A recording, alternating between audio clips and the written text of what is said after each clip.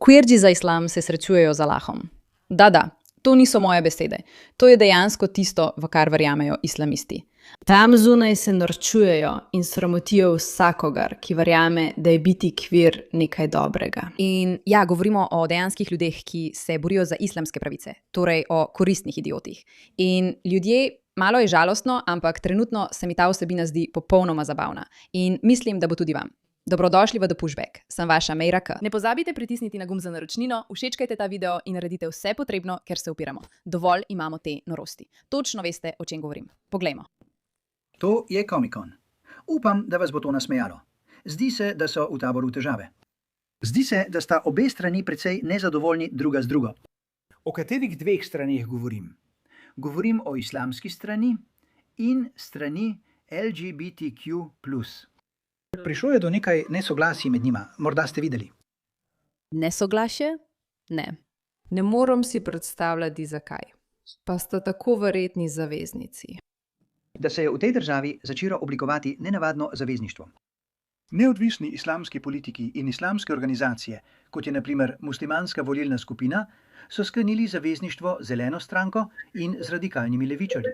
In pogosto, če pogledate veliko shodov in protestov v tej državi, boste pogosto videli napise, kot so kviri za Palestino, geji za Palestino, LGBTQ in islam in tako naprej. In tisti med nami, ki ne pripadamo nobeni od teh skupin, smo si vedno malo pokraskali brado in se vprašali, kako to sploh deluje. Kaj se tam dogaja? To nima nobenega smisla. No, zdaj se zdi, da se na robovih malo cefra. Obstaja skupina imenovana Five Pillars Group, 5 stebrov islama. So kot lobistična skupina, medijska skupina, organizacijska skupina znotraj islama v tej državi. In izdali so dokument o tem, kako se spoprijeti s tednom ponosa LGBTQ, mesecem ponosa v Združenem kraljestvu. Kako se spoprijeti s tednom LGBTQ? Pravzaprav ne, to ni res. Tako se ne imenuje. Kakorkoli. Mesec ponosa v Združenem kraljestvu, ker je to tako žaljivo za njihove občutke, kaj ne? In še vedno so ti ljudje tukaj. Omenimo slona v sobi. Obravnava LGBTQ posameznikov v islamskih državah. To je tema, ki se ji pogosto izogibajo, da ne bi užalili kulturnih občutljivosti. Če želite imeti iskren pogovor, mora biti to na mizi. V mnogih islamskih državah je homoseksualnost obravnavana kot greh in kaznivo dejanje. Zakoni temeljijo na interpretacijah šeriata in kazni so lahko zelo stroge. V državah kot so Iran, Saudska Arabija in Jemen so istospolna dejanja kaznovana z enosmerno vozovnico k Allahu. Dejansko si oglejte ta zemljevid, kjer se LGBTQ osebe soočajo s smrtno kaznijo. Zdaj popazite. Mislim, to je veliko držav. V drugih državah, kot sta Egipt in Malezija, se LGBTQ posamezniki soočajo z zaporom, denarnimi kaznimi in javnim bičanjem.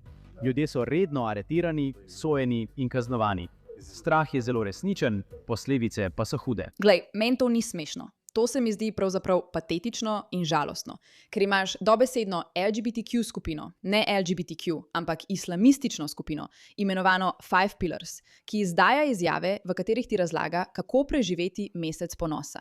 Imaš države, ki so islamistične, kjer izvajajo usmrtitve ljudi, ki so islamisti, kaj ne?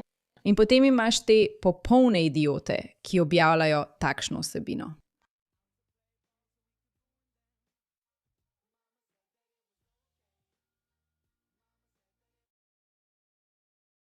Torej, gledaš ta video in si rečeš, ja. Kaj? Samo poslušaj, kaj imajo zapovedati. Poslušaj, kaj imajo zapovedati. Ne poslušaj teh ljudi tam zunaj, ki so uspeli objaviti nek čuden propagandni video in govorijo, ja, lahko sem gej in imam odkrite lase v mošeji. Vsi vemo, da to ni res. Zdaj, za tiste, ki ne veste, kdo je Sadiq Khan, on je župan Londona v Združenem kraljestvu in je islamist. Prav? In poslušajte, kaj ima ta ženska povedati o tem, ker kot župan Londona mora seveda podpirati to queer agendo za mesec ponosa. Ampak samo poslušajte, kaj govori.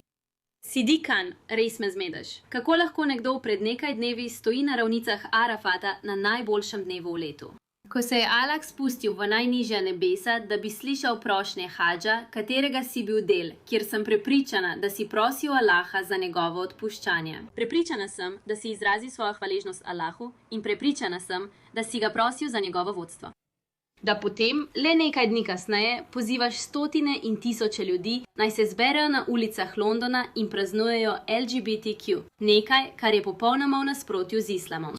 Kaj za božjo voljo bi te lahko gnalo k temu? Povedala ti bom točno, kaj te žene k temu.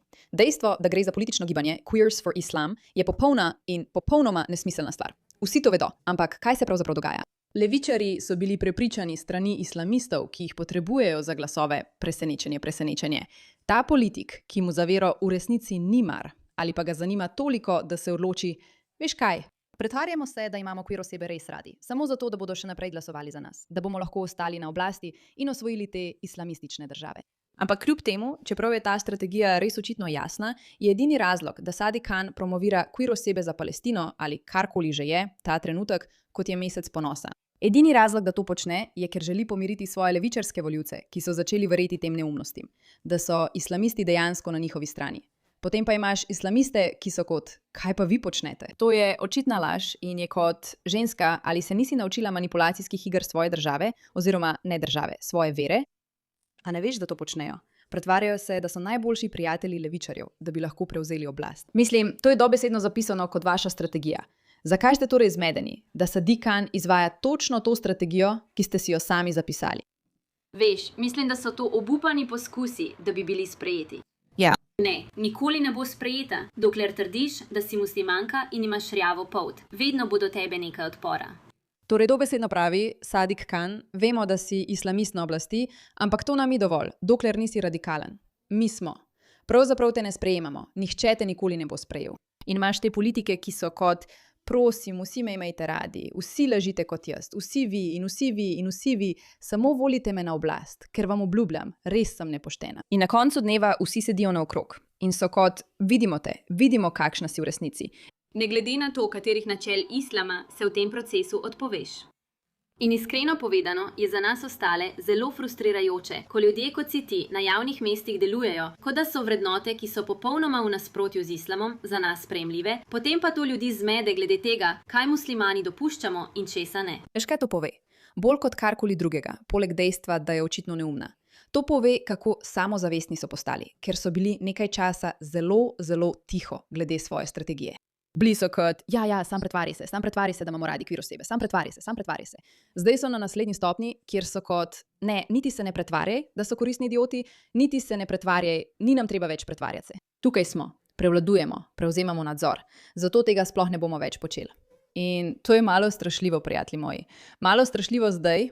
Župan. Mislim, da smo videli tweet od Five Pillars, ki so poročali, kako je župan Londona Sadiq Khan, ki se je pravkar vrnil s hadža, tweetnil. Skoraj takoj po pristanku, ko se je vrnil v London v mesecu ponosa, je rekel, da London stoji ob strani LGBTQ skupnosti.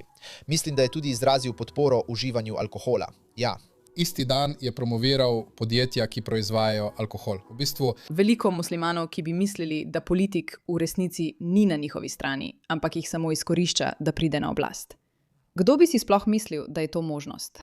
Nažalost, ne nujno prakticirajoči muslimani, morda bolj sekularni levičarski muslimani, so me kritizirali in govorili, poglej, on ni župan Kabula, on je župan Londona in zdaj mora biti župan za vse skupnosti. Poglej, s tem se pravzaprav strinjam, v smislu, da če si izvoljen za župana Londona, moraš biti župan za vse skupnosti. In zato sem bil vedno načeloma proti temu, da bi muslimani, verni muslimani, zasedali visoke politične položaje v tej državi, ker ne verjamem, da je to združljivo za vašo vero. On je verjetno najbolj izpostavljen musliman v tej državi, v redu, z največjim vplivom, veš. Ima vpliv na življenje 10 milijonov muslimanov v Londonu in mislim, da izkrivlja islam, ker bo veliko nemuslimanov videlo, kaj počne.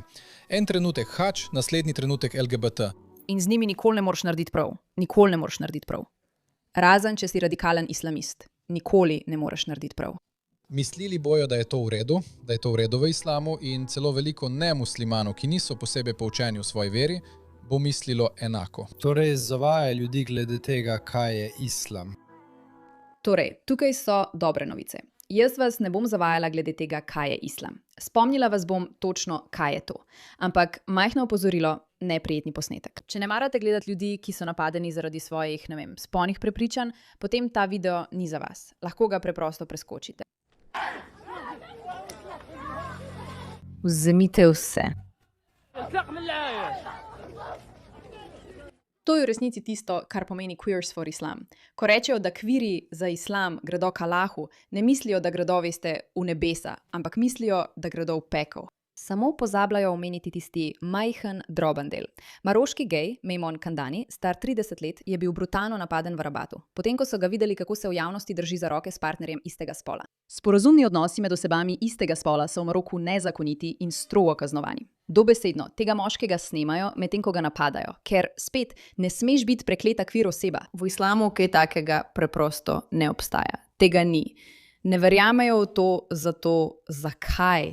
Zakaj? Zakaj vi verjamete v to? Hvala za vašo pozornost glede te zadeve.